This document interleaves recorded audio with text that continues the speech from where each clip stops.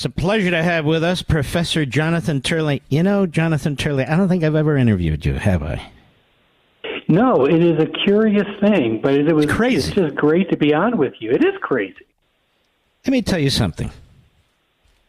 I thought I knew a lot about the First Amendment. I didn't know anything about the First Amendment until I read your book, The Indispensable Right, Free Speech in an Age of Rage. And I just want the audience to understand that this is a tour de force. You go through the entire history. You start with the ancients, and you point out this book took you several years, and I can see why, to write about the First Amendment, how important it is, the philosophy behind it, the ancients. Bring us to the constitutional period, Montesquieu and beyond, and the court decisions and the impact today. So what drove you, first of all, to write such a book, to take all this time and effort and research to put this? It's really a masterpiece. And I wouldn't just tell you that. I don't know you that well. I think we met years ago, but I don't remember how or when. It really is a fantastic book for somebody like me who studies this stuff. So what was it? What was the impetus? First of all, Mark, it means a great deal to me for you to say those things, because you are one of this nation's great champions for free speech. And God knows our allies in this fight are diminishing by the day. And, you know, the book actually was 30 years in the making. I constantly refused to send it into the publisher because I wanted it to be different from past free speech books. I didn't just want to write on an aspect of free speech. I wanted to try to drill down on what free speech is and why it is that we are still struggling with protecting what Brandeis called the indispensable right. And everyone agrees it's indispensable, but doesn't agree why. And also doesn't agree on how much we should protect it. And we're now living through what I say in the book is the most dangerous anti-free speech period in our history. And it's time for us to go back and look at what it is we're trying to protect here. And when I did that, I found this interesting moment at the start of our republic. The most revolutionary moment of the American Revolution was what was put into the First Amendment. It's still revolutionary. There's a movement today to amend the First Amendment. One of my colleagues is leading that movement, saying that the First Amendment is, quote, excessively individualistic, and they want to change the language so it can be limited by issues like equity. So even today, it's revolutionary. But when I went back and looked at the writers that were influencing these framers, what I found was clarity, that they, like me, and I believe like you, see free speech as a natural right, something that is not created by the government, something that belongs to us as human beings. And that moment of clarity was lost within a few years into our republic when Federalist judges embraced this Blackstonian or British view of free speech. And we have been on this slippery slope ever since, because what they did is they said, we protect free speech because it's good for democracy. And it certainly is good for democracy. But it's much more than that. And the beginning of the book looks at how we are physically hardwired for free speech, that we need to project ourselves into the world around us.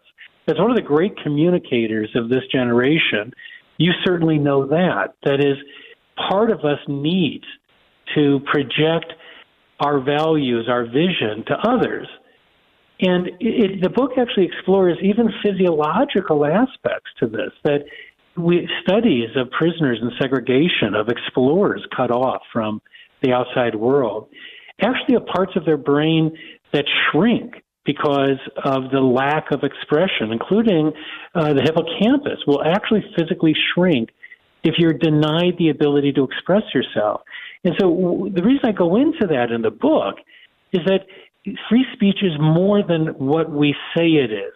It is something that is part of the human condition. And if you view it that way, then many of the challenges we face today become easier to resolve.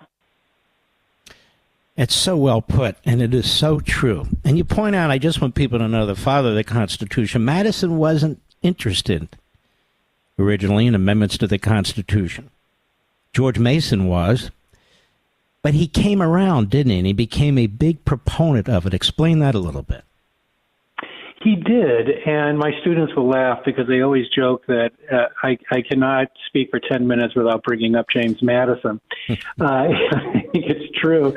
Who can? Madison, Madison really did have the horizontal view that was lost by his contemporaries. I mean, the great villain in all this was John Adams, who, of course, used the Alien and Sedition Acts to arrest his political opponents. He betrayed everything he stood for in the revolution. This is the same man that praised the Boston Tea Party, and then he immediately tried to arrest and execute people that spoke ill of him and his administration. And then even Jefferson, who was better than Adams on free speech, but he also prosecuted people for sedition. It was Madison who saw the folly of this path. And Madison wrote a wonderful paper in 1800 in which he said that there's a monster that lurks within us, within our system. It is the criminalization of speech. It is sedition prosecutions. And that monster comes forth at times of anger and fear. And part of what this book argues is it's time to slay Madison's monster. We've never done it. And it keeps on coming back. It came back with the January 6th riot. Mm-hmm. It keeps on coming back when we're afraid or we're angry and we try to prosecute speech. We have a guest here, special guest, Jonathan Turley. The book is The Indispensable Right, Free Speech in an Age of Rage. You can get it at Amazon.com right now, any of my social sites. And Jonathan Turley, when things settle down a little bit, I think I'm going to bring you on my TV show for a full hour because I'm enjoying this. I enjoy your book and the way you explain things. I think we're going to have to do that because we can't possibly do this the right way here. We're trying, but it's simply not possible. You spent a lot of time on this book. You can tell you spent a lot of time on this book.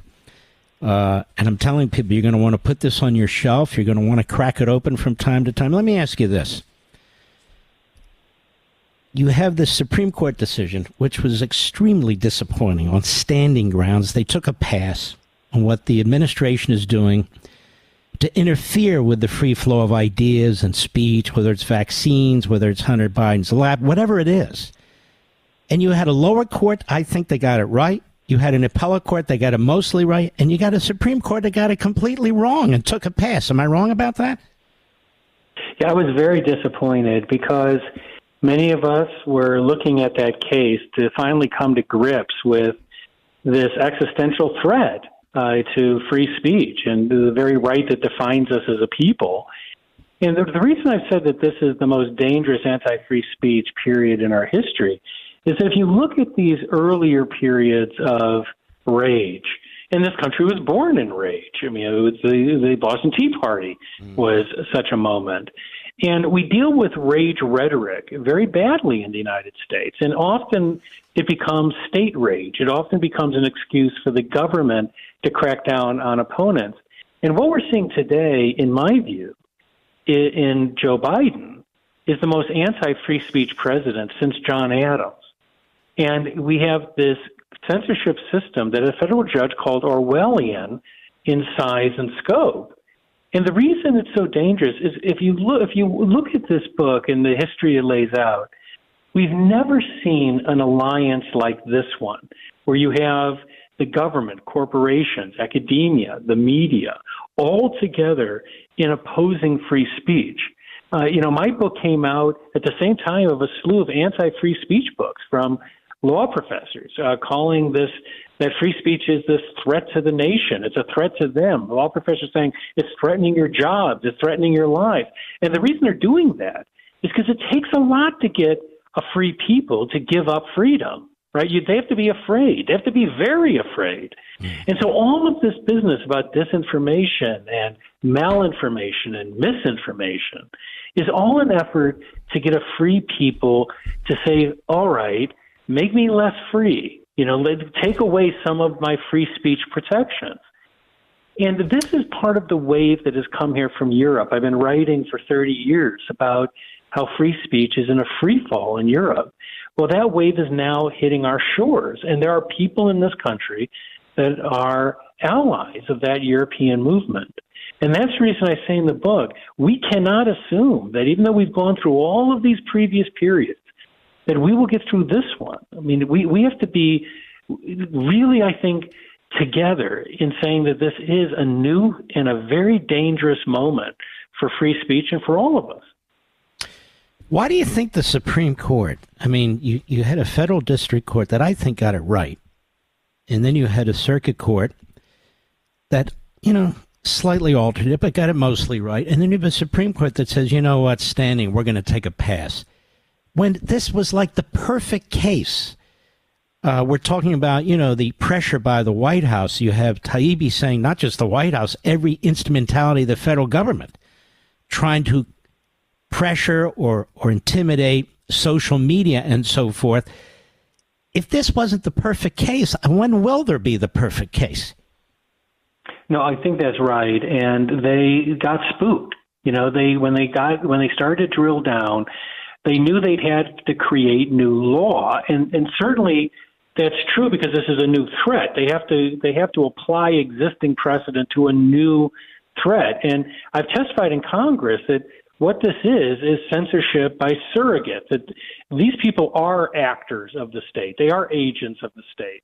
That's what came out of the Twitter files. And they could no longer deny it. I testified in hearings before the Twitter files and after. Before the Twitter files, all these Democratic members said, you don't know that there's any coordination. You don't know that there's these things. And we'd say, well, look, we do know bits and pieces of this. But then Musk released the Twitter files, and it was undeniable. And so the argument became, well, censorship's a good thing, that we need to censor people. So the Supreme Court had that moment, and they let that moment pass. And I think that they will regret it in time. But we can go back to the Supreme Court. The key here is that the public now needs to make a decision. If you look at all those previous periods in the book, Congress and the courts never got those periods right. They were the problem. They were actively working with state rage. It was the public that stopped these periods. It's when the public said, enough. And what's fascinating about this anti-free speech movement, it originated in higher education, but it's never been a popular movement. If you look at the polling, Democrats and Republicans alike reject censorship. So this isn't a grassroots movement coming from the public. It's coming from academia. It's coming from the establishment. It's coming from the elite. And they're trying to convince people that they need to be afraid and to give up part of the thing that defines them as Americans. And it's also actually being practiced by the media, isn't it? Oh, it is. And that's the most disconcerting aspect. I must say, I don't think I'm a naive person, Mark. I really don't. But I never thought, I've been working in the media for 3 decades. I've been an academic for 3 decades. I've never really believed that the media and academia could become what they have become today.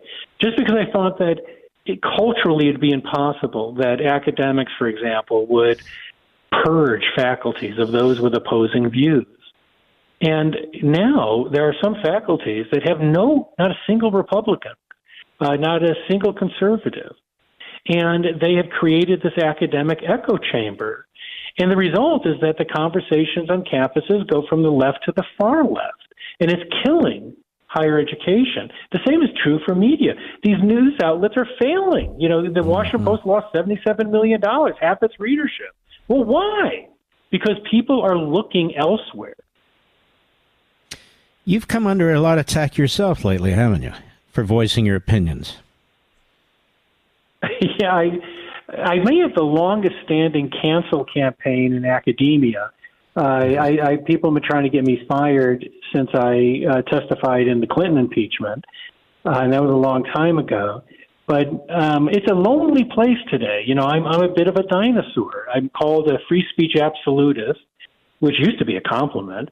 And it's in vogue today in law schools and faculties that free speech is harmful. It's dangerous. It's something that we have to control like a vicious animal. And we've raised generations of speech phobics These kids have been told since they were in secondary school that speech is a danger to you and that it's triggering and you shouldn't have to hear opposing views.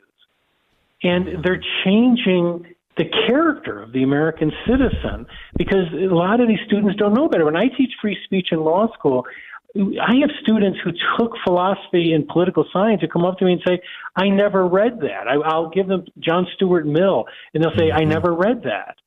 And you're like, really? I mean, how could you possibly take a course in this and not see these other perspectives? Well, this will be the beginning of our discussion, Jonathan Turley. The Indispensable Right, Free Speech in an Age of Rage. Folks, you can go to Amazon.com. You know, there's authors and there's authors, and there's books and there's books, and this is a fantastic book. The Indispensable Right, Free Speech in an Age of Rage. We barely touched it. We touched barely the beginning, barely the end. There's a ton in between. And Jonathan, I'm going to have you back on one of my platforms here because I want to have a good long discussion on this fantastic book. Congratulations. Thank you, Mark. It'd be a great honor to continue this conversation. God bless. Have a good time. Good evening. Ladies and gentlemen, seriously, this is a very, very good book. And I don't learn a lot from a lot of authors, but I've learned a lot in this book. I got to be honest with you.